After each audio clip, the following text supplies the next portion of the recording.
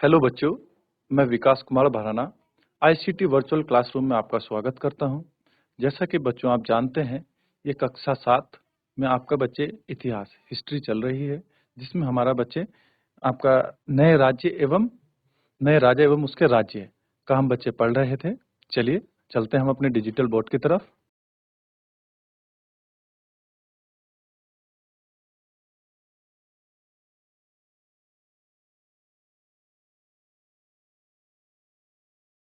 चलिए बच्चे, हमने कल क्या पढ़ा था? नागभट्ट की उपलब्धियां। ठीक है, चलिए कुछ हम पिछला रिवीजन कर लेते हैं। प्रशस्तियां और भूमि अनुदान के बारे में हमने पढ़ा था बच्चे, और नागभट्ट की उपलब्धियां। चलिए आगे शुरू करते हैं।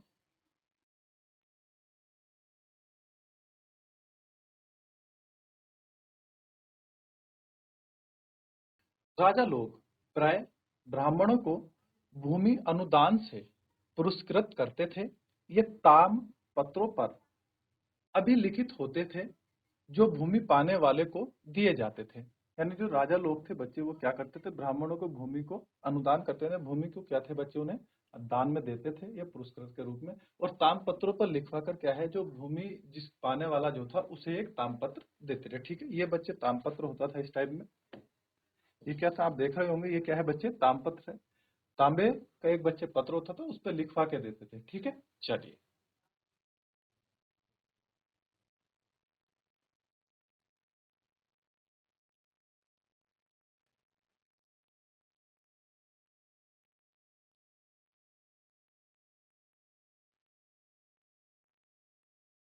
भूमि के साथ क्या क्या दिया जाता था? यानी जब राजा भूमि किसी को दान करते थे तो बच्चे उसके साथ साथ क्या क्या दिया जाता था? यह चोलों के द्वारा दिए गए एक भूमि अनुदान के तमिल भाग का एक अंश है बच्चे। कौन सी भाग का बच्चे? तमिल भाग का क्या है? एक अंश है। किन्होंने दिया था बच्चे? जो चोल शासक थे, जो उन्होंने दान दिए थे। ठीक है। हमने मिट्टी की मेड़े बांधकर, साथ ही कांटेदार झाड़ियां लगाकर भूमि की सीमाओं को चिन्हित कर दिया था बच्चे। जो भूमि है बच्चे, उसका जो चारों तरफ की जो मेन मतलब जो हमारा डोल होती है, जिसको हम बच्चे एक खेत को चारों तरफ से उसको बंद करते हैं डोल लगा के, उस पे क्या था बच्चे? उन्होंने कांटेदार झाड़ियां लगा दी थी और सीमाओं को क्या था? चिन्हित कर दिया था। उससे क्या था कि ये जो क्षेत्र है, जो भूमि है, ये हमने इनको दान दिए, बाकी भूमि जो है वो राजा की थी। ठीक है। फलदार वृक्ष, पानी, भूमि, बगीचे और, ठीक है, पानी, भूमि, बगीचे, फलोद्यान, पेड़, कुएं, खाली जगह, चारागाह, गांव, बाकी चबूतरे, नहरें, खाइयां, नदियां, दलदली जमीनें, हौज, अन्नागार, मछलियों के तालाब, मधुमक्खी के छत्ते और गहरी झीलें। ठीक है बच्चे, चलिए। जिससे यह भूमि मिलती है, वह इससे कर वसूल सकता था। यानी जिससे यह भूमि मिलती है, वह क्या था बच्चे? कर वसूल सकता था। ठीक है, इससे कर वसूल कर सकता था। वह न्यायाधिकारियों द्वारा जुर्माने के तौर पर लगाए गए कर वसूल सकता था। ये जो न्यायाधिकारी थे बच्चे, जो जुर्माने के तौर पर जो हमारा कर लगाया जाता है, उसे वसूल कर सकता था। पान के पत्ते पर लगने वाला कर, बुने हुए कपड़ों पर लगने वाला कर, साथ ही साथ वाहनों पर लगने वाला कर वसूला सकता था। वह पक्की ईंट से बने ऊपरी माल पर बड़े कमरे बनवा सकता था। बच्चे किस किस पर? हमारा पान के पत्तों पर, बुने हुए कपड़ों पर, और बच्चे किन पे? वाहनों पर लगने वाले कर को क्या था? ये वसूल सकता था। वह पक्की ईंटों के ऊपरी माले पर बड़े कमरे बनवा सकता था। क्या कर सकता था बच्चे? बड़े कमरे क्या था? बनवा सकता था। बड़े और छोटे कुएं खुदवा सकता था। पेड़ और कांटेदार झाड़ियां लगवा सकता था। यानी जब वो कर वसूलता था तो उससे क्या करता था? इन चीजों का बच्चे वो काम करते थे। ठीक है, चलिए।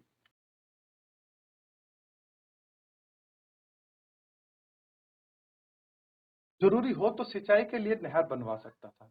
यानी जब जहाँ जरूरी हो तो वहाँ सिंचाई के लिए क्या है बच्चे? नहर बनवा सकता था। उसे यह सुनिश्चित करना चाहिए कि पानी बर्बाद न हो और तटबंधों का निर्माण हो। ठीक है, तटबंधों का मतलब होता है कि जहाँ बच्चे पानी हम चारों तरफ से बंद करके रखते हैं, जिससे क्या है उसका उपयोग सिंचाई में या किसी अन्य काम के लिए ले सकें। ठीक है, चलिए। लेख में सिंचाई के जितने संभव स्रोत का उल्लेख है उनकी सूची बनाइए और विचार विमर्श कीजिए कि इनका कैसे इस्तेमाल करा जा सकता है। बच्चे, जैसे हमने इसमें पढ़ा है, जो सिंचाई के लेख हैं उनके जो स्रोत हैं हम उनका उल्लेख कर सकते हैं सूची बना के। ठीक है, चलिए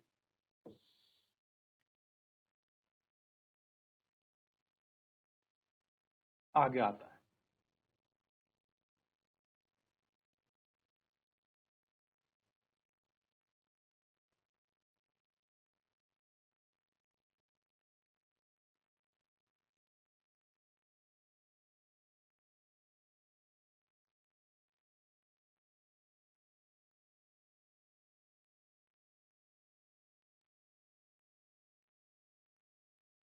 चलिए बच्चे आगे पढ़ते हैं।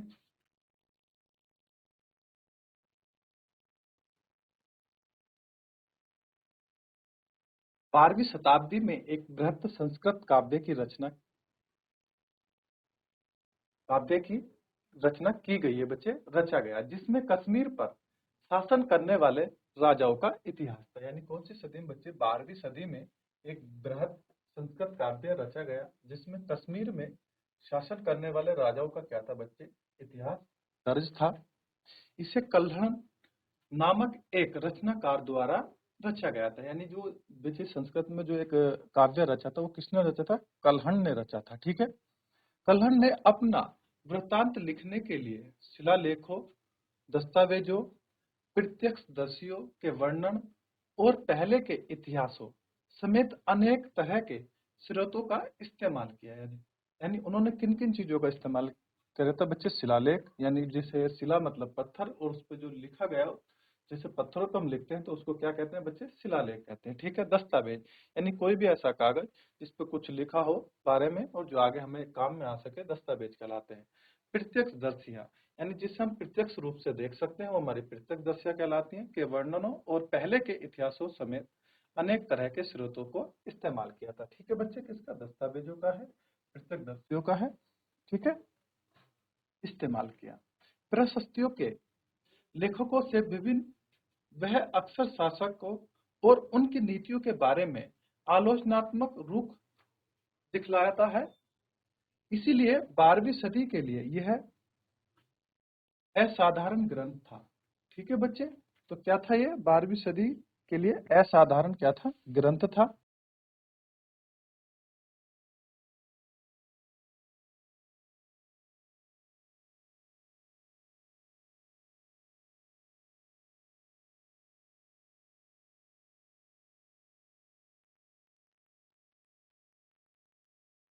चलिए आगे चलते हैं। धन के लिए युद्ध, यानी जब धन के लिए युद्ध करते थे, आपने यह गौर किया होगा कि इनमें से प्रत्येक शासक राजवंश का आधार कोई क्षेत्र विशेष था। ठीक है बच्चे, जो शासक था, जो राजवंश का आधार था, वो था क्या? कोई क्षेत्र विशेष था। ठीक है, दूसरे क्षेत्रों पर भी नियंत्रण करने का प्रयास करते थे। मतलब क्या था? जो दूसरा क्षेत्र था बच्चे, उस पर भी क्या थे? ये नियंत्रण करने का प्रयास करते थे।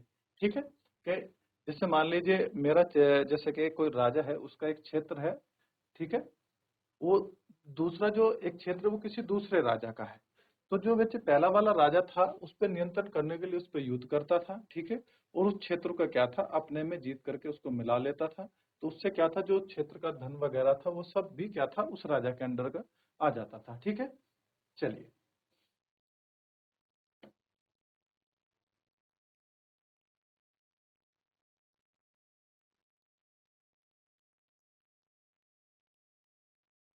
एक विशेष रूप से वांछनीय क्षेत्र, जो बच्चे विशेष रूप से वांछनीय क्षेत्र था, गंगा घाटी में कन्नौज नगर गुज्जर प्रतिहार, राजपूत और पाल वंशों के शासक सदियों तक कन्नौज के ऊपर नियंत्रण को लेकर आपस में लड़ते रहे। ठीक है, ठीक है, विशेष रूप से वांछनीय क्षेत्र गंगा घाटी में एक कन्नौज नगर था बच्चे।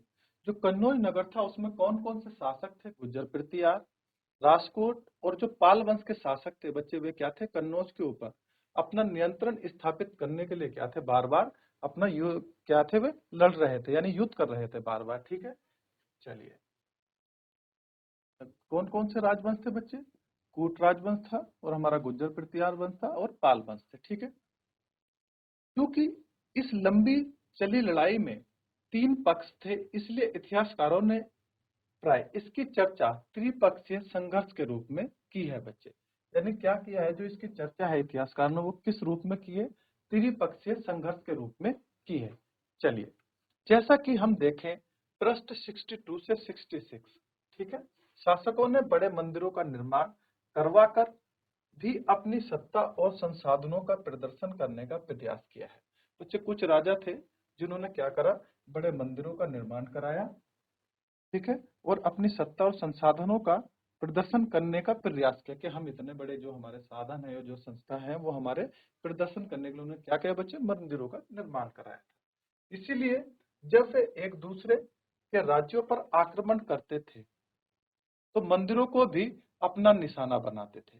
ठीक है, जैसे कि मान लीजिए एक राज्य का कोई राजा है, वो दूसरे राज्य पर युद्ध करने जा रहा है, तो क्या करता था, उनके मंदिरों को भी क्या करता था, निशाना बनाता है, युद्ध में उसको क्या करता था, तोड़ता था, उसको क्षति पहुंचाता था बच्चे। ठीक है, ताकि उसका जो प्रदर्शन करने का जो बच्चे एक है कि मंदिरों का जो निर्माण किस लिए करते थे, वे सत्ता और साधनों का प्रदर्शन करने के लिए, ताकि वो टूट जाए, उनका जो प्रदर्शन है वो थोड़ा कम रहे। ठीक है, इसलिए मंदिरों को भी क्या थे, तोड़ दिया करते थे। ठीक है, तो मंदिरों को भी अपना निशाना बनाते थे, जो कभी कभी बहुत अधिक संपन्न होते थे। आप अध्याय 5 में इसके बारे में और पढ़ेंगे, यानी आप इसके बारे में कहा बच्चे, अध्याय 5 में और ज्यादा डिटेल से इसके बारे में आप पढ़ेंगे। ठीक है, चलिए,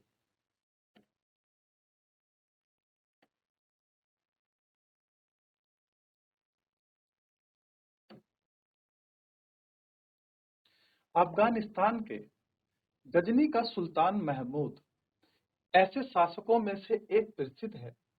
बच्चे, कौन सा, अफगानिस्तान में एक जगह है बच्चे गजनी, वहां का एक सुल्तान है महमूद। ठीक है, वो ऐसे शासकों में सबसे प्रसिद्ध है। उसने 997 से 1030 तक शासन किया बच्चे। ठीक है, और अपने नियंत्रण का विस्तार मध्य एशिया के भाग, ईरान और उपमहाद्वीप के उत्तरी पश्चिमी हिस्सों तक किया बच्चे। उसने कहां तक अपना क्षेत्र फैलाया बच्चे, एशिया के भागों में, ईरान उपमहाद्वीप के उत्तर पश्चिमी हिस्सों तक। वह लगभग हर साल उपमहाद्वीप पर हमला करता था। ठीक है, उसका निशाना थे संपन्न मंदिर, जिनमें गुजरात का सोमनाथ मंदिर भी बच्चे क्या है, शामिल है। तो उसको वो निशाना किन चीजों का बनाता था बच्चे, संपन्न मंदिरों को बनाता, जिसमें गुजरात भी क्या है, जो सोमनाथ मंदिर है गुजरात का, वो भी क्या था बच्चे, शामिल था। महमूद को धन उठा ले गया। ठीक है, जो बच्चे मंदिरों से क्या था, जो धन था वो उठा ले गया, और उसका बहुत बड़ा हिस्सा गजनी में एक वैभवशाली राजधानी के निर्माण में खर्च हुआ। ठीक है, जो बच्चे वो सोमनाथ मंदिर का जो धन उठा के ले गया था, उसने उसका एक बड़ा हिस्सा कहाँ, गजनी में एक वैभवशाली राजधानी के निर्माण में क्या करा था बच्चे, खर्च किया था। ठीक है, चलिए,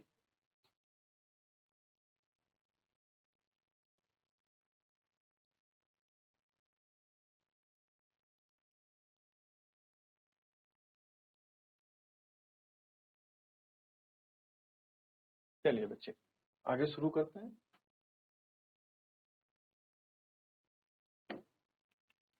सुल्तान महमूद अपने द्वारा जीते गए लोगों के बारे में भी कई बातें जानना चाहता था। ठीक है, और उसने अल बेरूनी नामक एक विद्वान को इस उपमहाद्वीप का लेखा जोखा लिखने का काम सौंपा। किसने बच्चे, महमूद ने। ठीक है, वो क्या करना चाहता था, जो जीते गए लोग हैं उनके बारे में जानना चाहता था, और अल ब्रूनी नामक एक विद्वान था जिन्होंने उपमहाद्वीप के जो लेखा जोखा लिखने का उनको क्या था, काम सौंपा था।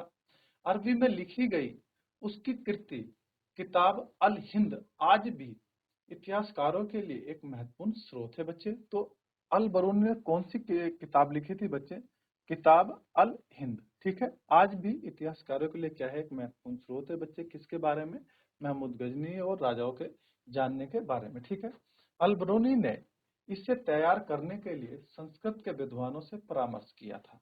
ठीक है, तो क्या हुआ, जैसे बच्चे इसको तैयार करने के लिए क्या है, जो संस्कृत के विद्वान थे उनसे क्या था बच्चे, परामर्श किया, यानी उनसे विचार विमर्श किया, उनसे बातचीत वगैरह की। ठीक है, चलिए। युद्ध करने वाले दूसरे राजाओं में चहमान भी थे, जो बाद में चौहान के रूप में जाने गए। ठीक है, जो युद्ध जो हमारा त्रिपक्षीय युद्ध था, उसमें बच्चे दूसरे राजाओं में कौन थे, चहमान भी थे, जो बाद में चौहान के नाम से क्या थे बच्चे, जाने गए। वे दिल्ली और अजमेर के आसपास के क्षेत्र पर शासन करते थे। ठीक है, तो कहाँ पे करते थे बच्चे, दिल्ली और जो अजमेर के आसपास का क्षेत्र है, वहां पर क्या करते थे बच्चे, शासन करते थे। उन्होंने पश्चिम और पूर्व की ओर अपने नियंत्रण क्षेत्र का विस्तार करना चाहा। किधर बच्चे, उन्होंने कहा पश्चिम और पूर्व का जो क्षेत्र है, तो अपने क्षेत्र का विस्तार, किस नियंत्रण क्षेत्र का विस्तार क्या है बच्चे, उन्होंने करना चाहा। ठीक है, जहां उन्हें गुजरात के चालुक्यों और पश्चिम में उत्तर प्रदेश के गढ़वालों से टक्कर लेनी पड़ी। यानी क्या है बच्चे, जो गुजरात के चालुक्य थे उनसे उनका युद्ध हुआ, और जो पश्चिमी उत्तर प्रदेश के जो गहड़वाल वंशों, जो गहड़वाल राजा थे बच्चे, उनसे क्या करा, उन्होंने युद्ध करा। चहमानों का सबसे प्रसिद्ध शासक था पृथ्वीराज तृतीय। ठीक है, जो चहमान है बच्चे, जो चौहान थे, उनका जो प्रसिद्ध शासक था कौन सा था बच्चे, पृथ्वीराज तृतीय। ठीक है, 1168 से 1192 तक। ठीक है, जिसने सुल्तान मोहम्मद गोरी नामक अफगान शासक को 1119 में हराया था। ठीक है, तो कितना पराक्रमी था बच्चे, इन्होंने मोहम्मद गोरी को भी क्या था बच्चे, हराया था 1911 में। लेकिन दूसरे ही साल 1992 में इनके हाथों मारा गया। ठीक है, तो क्या हुआ, अगली बार क्या है कि युद्ध में ये हार गया और सुल्तान ने इनकी क्या कर दी बच्चे, मार दिया, इनको मृत्यु कर दी इनकी। ठीक है, चलिए।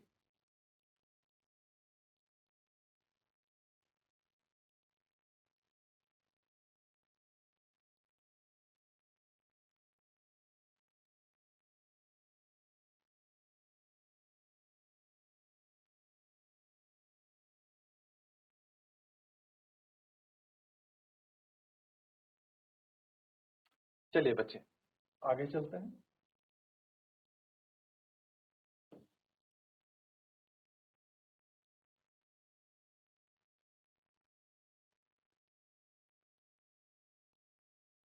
ये बच्चे क्या है, हमारा मानचित्र है। ठीक है, चोल राज्य नजदीक से एक नजर में देखें बच्चे। ठीक है,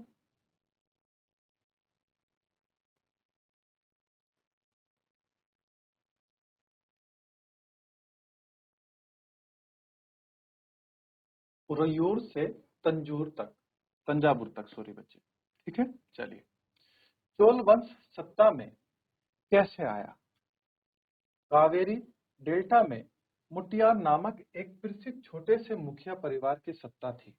तो बच्चे क्या है ये,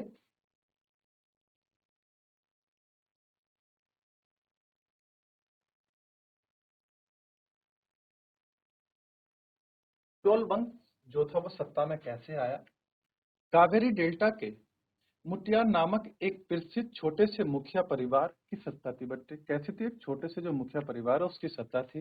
वे कांचीपुरम के पल्लव राजाओं के महाहत थे। क्या थे बच्चे वो, जो कांचीपुरम के जो पल्लव राजा थे उनके क्या थे, महातंत्र यानी सामंत थे। ठीक है, उनके अधीन कार्य करते थे। ठीक है, उरझाई में चोल वंश से प्राचीन मुखिया परिवार के विजयपाल ने 9वीं सदी के मध्य में मुटियार को हराकर इस डेल्टा पर कब्जा जमाया बच्चे। ठीक है, जो चोल वंश से प्राचीन मुखिया परिवार का जो विजयपाल था बच्चे, उन्होंने 9वीं सदी में क्या किया,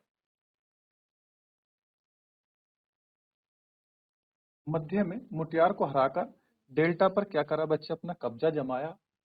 और उसने वहां तंजावुर शहर और निरसु है सुदीनी देवी का मंदिर बनवाया। ठीक है, तंजावुर शहर और निरसु सुदीनी देवी का क्या है बच्चे, हमारा मंदिर बनवाया। ठीक है, विजयपाल के उत्तराधिकारियों ने पड़ोसी इलाकों को जीता और उसका राज्य अपने क्षेत्रफल तथा शक्ति दोनों स्वरूप में बढ़ाया। जो विजयपाल था बच्चे, उसने क्या करा, जो उत्तराधिकारियों के जो पड़ोसी इलाके थे उनको जीता और अपने क्षेत्रफल तथा शक्ति दोनों को रूप में क्या है बच्चे, उसको बढ़ाया। दक्षिण और उत्तर के पांड्यान और पल्लव के इलाके इस राज्य का हिस्सा बना लिए गए। यानी उन्होंने क्या करा बच्चे, जो पांड्यान थे और जो पल्लव थे, उन्हें भी क्या है युद्ध में हराकर इनका इलाके को क्या करा बच्चे, अपने राज्य में एक हिस्सा बना लिया गया। ठीक है। राजा राजराज प्रथम जो सबसे शक्तिशाली चोल शासक माना जाता था, 985 में राजा बना और उसी ने इनमें से ज्यादातर क्षेत्रों पर अपने नियंत्रण का विस्तार किया बच्चे। ठीक है। राजराज जो प्रथम जो सबसे शक्तिशाली चोल शासक था बच्चे, उसने 985 में राजा बना और उसी ने इन्हें ज्यादातर क्षेत्रों पर क्या करा, अपना नियंत्रण का विस्तार किया बच्चे। उसने साम्राज्य के प्रशासन का भी पुनर्गठन किया बच्चे। जो साम्राज्य का जो बच्चे प्रशासन का उसका पुनर्गठन किया, जो प्रशासन करते थे उसका पुनर्गठन, मतलब उसमें कुछ नए अधिकारी या और पद वगैरह बनाए और उसका क्या था बच्चे, पुनर्गठन किया। ठीक है। राज के पुत्र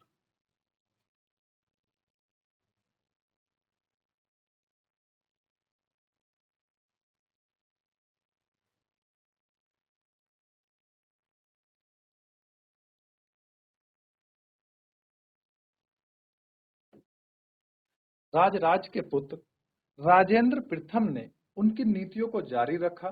जो उनके बच्चे पुत्र थे, उन्होंने क्या करा, उनकी जो नीतियां थी उनको जारी रखा। उसने गंगा घाटी, श्रीलंका तथा दक्षिणी पूर्वी एशिया के देशों पर हमला भी किया। ठीक है बच्चे, कहाँ पे, गंगा घाटी और जो श्रीलंका के दक्षिणी पूर्वी एशिया के देशों पर हमला किया। इन अभियानों के लिए उसने एक जल सेना भी बनाई। यानी क्या बनाई उसने, एक जल सेना भी बनाई। ठीक है। चलिए,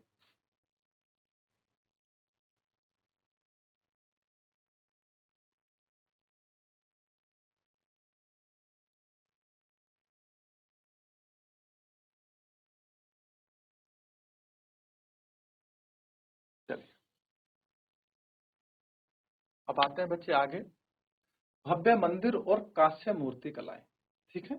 चल, राज राज और राजेंद्र प्रथम द्वारा बनाए गए तंजावुर और गंगई को चोलमपुरम के बड़े मंदिर स्थापत्य और मूर्ति कला की दृष्टि से एक चमत्कार है बच्चे। जो उन्होंने भव्य मंदिर और जो कांस्य मूर्ति बनवाई, वे क्या है, स्थापत्य और मूर्ति कला की दृष्टि से क्या है बच्चे, चमत्कार है।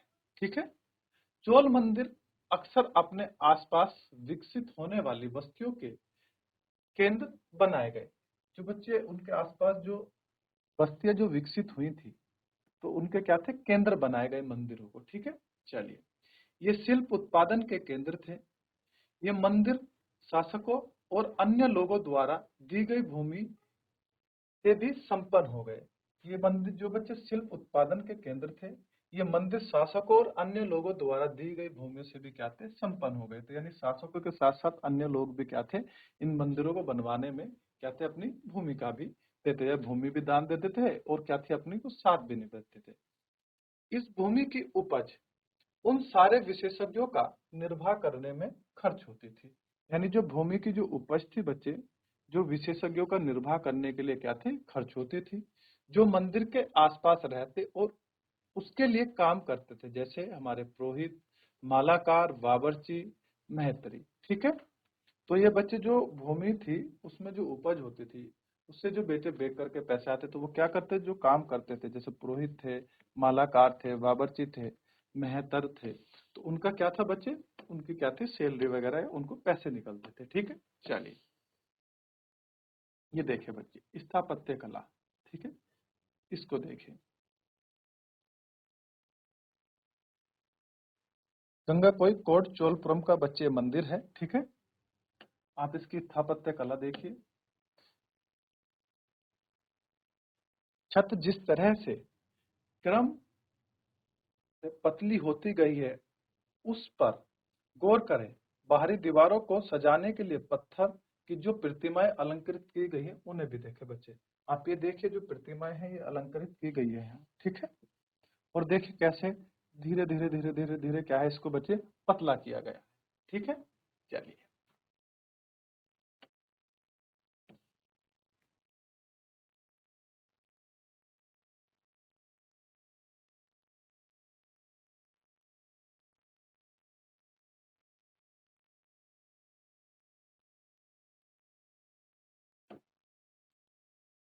संगीतकार, नर्तक इत्यादि जो थे वो क्या थे बच्चे, मंदिर में हमारे कार्य करते थे। दूसरे शब्दों में मंदिर सिर्फ पूजा आराधना के स्थान नहीं थे, वे आर्थिक, सामाजिक और सांस्कृतिक जीवन के केंद्र भी थे। बच्चे जो मंदिर थे वो क्या थे,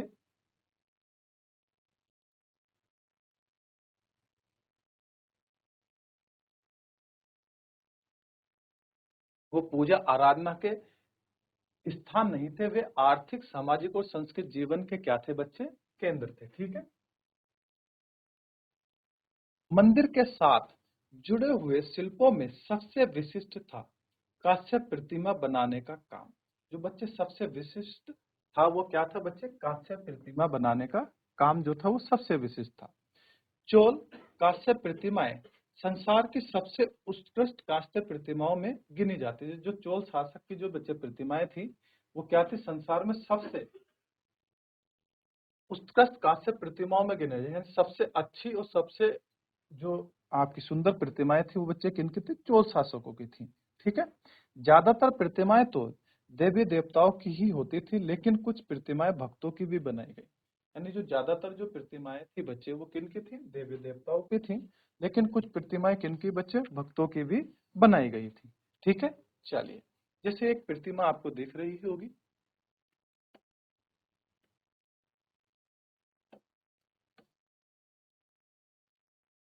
तो बच्चे ये एक प्रतिमा है हमारी। ठीक है। एक चोल कांस्य प्रतिमा कितनी सावधानी के साथ उसे अलंकृत किया गया है, इस पर गौर कीजिए। ऐसी प्रतिमाएं किस तरह बनाई जाती हैं, यह जानने के लिए अध्याय 6 देखिए बेटे। अध्याय 6 में आपको पढ़ाया जाएगा ये चीज। ठीक है। देखिए, ये हमारी कांस्य प्रतिमा है। ठीक है।